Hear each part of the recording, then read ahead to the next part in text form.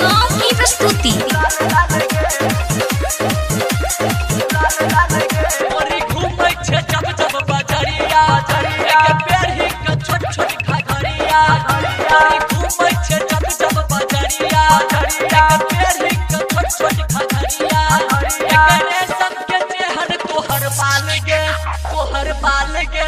तोहर बाल गे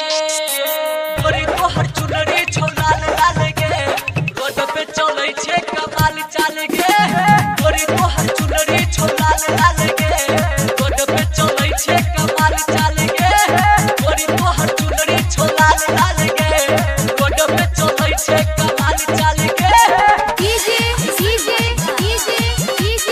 अमित अपहर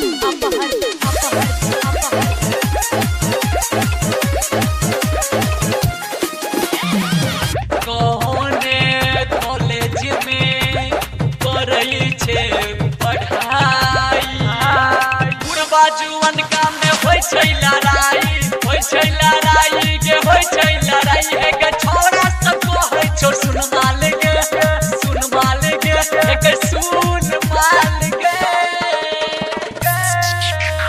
गोरी तोहर चुनरी छौ लाल लाल गे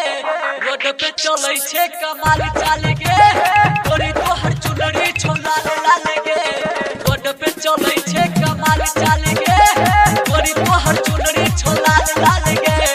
रोड पे चलै छे कमाल चाल गे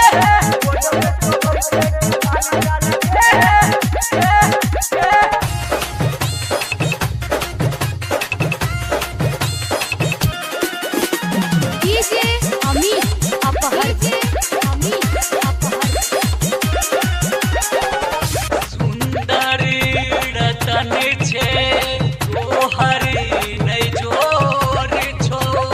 सुमन आजंटी कहो माल बेजोर छे गई माल बेजोर छे हे गई रंजस बिहारी पूछो हाल चाल गे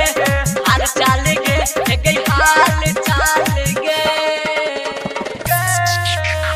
गोरी तोहर चुनरी छौ लाल लाल गे रोड पे चलै छे कमाल चाल गे